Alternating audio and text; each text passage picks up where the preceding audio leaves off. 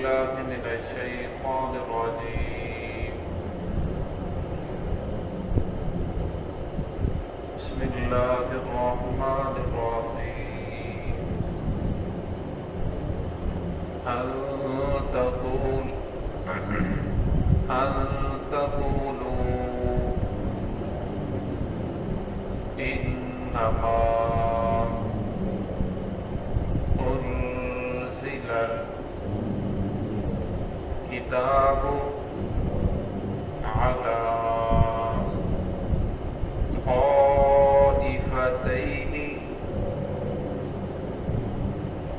من قبلنا وإن كنا عن دراستهم لغافلين أو تقولوا لو أنا أنزل علينا الكتاب لكنا أهدى منهم وقد جاءكم بينة من ربكم وهدى ورحمة فمن أظلم ممن كذب بآيات الله وصدف عنها سنجزي الذين يصدفون عن آياتنا سوء العذاب بما كانوا يصدفون. بسم الله الرحمن الرحيم. أن تقولوا إنما أنزل الكتاب على طائفتين من قبلنا وإن كنا عن دراستهم لغافلين أو تقولوا لو أنا أنزل علينا الكتاب لكنا أهدى منهم وقد جاءكم بينة من ربكم وهدى ورحمة فمن أظلم ممن كذب بآيات الله وصدف عنها سنجزي الذين يصدفون عن آياتنا سوء العذاب بما كانوا يصدفون أو تقولوا إنما أنزل علينا الكتاب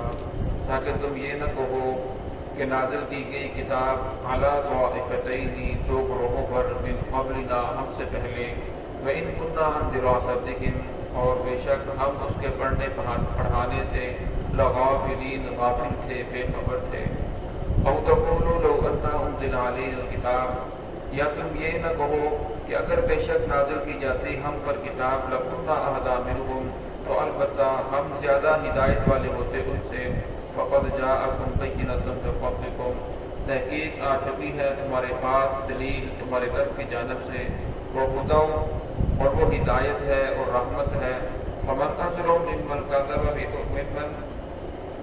کذب بآیات اللہ، بس کون بڑا ظالم ہے اس شخص سے جس نے جھٹلایا اللہ رب العزت کی آیات کو، وصدف عنہا، اور اللہ کی آیات سے اعراض کیا، سنجزی الذین، ان قریب ہم بدلہ دیں گے،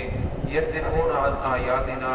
اس کو جو ہماری آیات سے اعراض کرنے والا ہے، سوء العذاب، بہت برا عذاب ہوگا، بما کانوا یصدفون، اس وجہ سے کہ وہ اعراض کرنے والے، منہ موڑنے والے تھے۔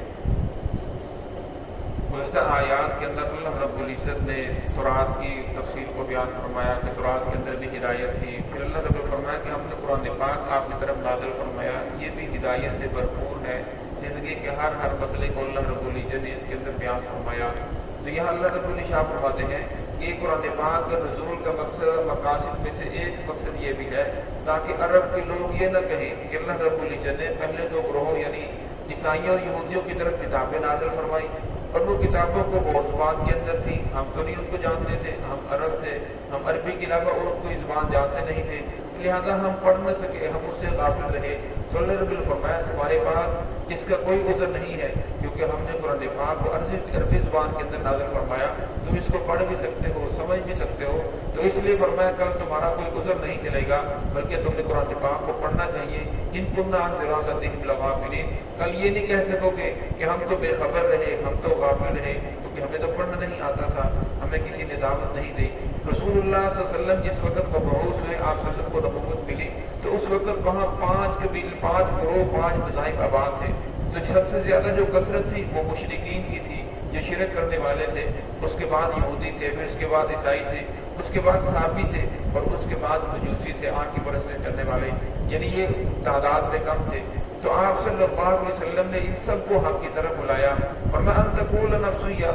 او تقولوا لو ان انزل علینا الکتاب لکنا اہدی منکم، اور میں کل یہ نہ کہیں کہ اگر ہمارے پاس وہ کتاب نازل ہوتی تو ہم زیادہ ہدایت والے ہوتے، ہم اس کو پڑھتے پڑھاتے، اس پر زیادہ عمل کرتے۔ فقد جاءکم بینۃ من ربکم، اور میں آ چکی ہے تمہارے پاس تمہارے رب کی جانب سے بینہ، دلیل، قرآن پاک آ چکا ہے، وہدیٰ، یہ ہدایت کی ہے اور رحمت کی ہے۔ اب ہمیں دیکھنا یہ ہے کہ تم اس قرآن پاک کے اوپر کتنا عمل کر رہی ہو، اپنی زندگیوں کے اندر کتنا لاگو کیا، کیا قرآن پاک کو صرف ثواب کے لیے سے ہی پڑھتے جا رہے ہو، یہ اس قرآن پاک کو زندگی کا مقصد بنایا ہے، اور میں قرآن پاک میں ضابطۂ حیات ہے جس کے مطابق زندگی گزارنی چاہیے، اور میں ہر اپنے جہاں بھی عدالتوں کے اندر جہاں بھی انسان کو قرآن پاک کو وہاں لاگو کرنا چاہیے، قرآن پاک کے احکامات کے اوپر عمل کیا جائے۔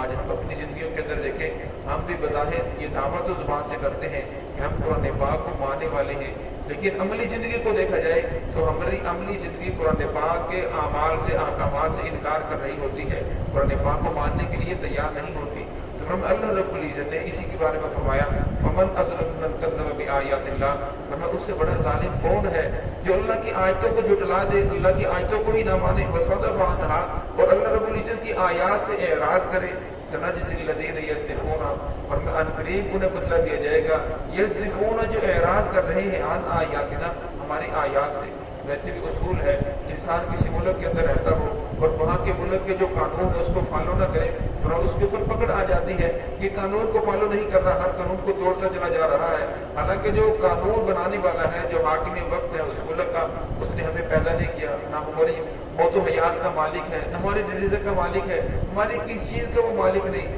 لیکن پھر بھی اگر ملک کے قانون کو توڑا جائے تو ہمارے اوپر پکڑ آ جاتی ہے۔ اور اللہ رسول وہ ذات ہے جو ہماری خوراک کی مالک ہے، ہماری موت و حیات کی مالک ہے، ہمیں پیدا اسی نے کیا ہے اور اسی کی طرف ہمیں لوٹ کر جانا ہے، اور اگر ہم اس کی نافرمانی کریں گے پھر ہم بھی عذاب سے بچ نہیں سکتے۔ اللہ رب العزت کی عدالت اندھیر کوٹڑی نہیں، ایک آدمی صبح اٹھ کے نماز پڑھنے کے لیے آ رہا اور ایک سویا پڑا ہے، اور ایک تہجد پڑھنے والا ایک سونے والا، دونوں برابر نہیں ہو سکتے، اندر اور دیکھنے والا دونوں برابر نہیں ہو سکتے، روشنی اور اندھیرا دونوں برابر نہیں ہو سکتے۔ اور اللہ رب العزت فرماتے ہیں کہ جو لوگ ہماری آیات سے اعراض کرتے ہیں، قرآن پاک کو ماننے کے لیے تیار نہیں ہے، عملی زندگی کے اندر لانے کے لیے تیار نہیں ہے، سنجزی الذین یصدفون،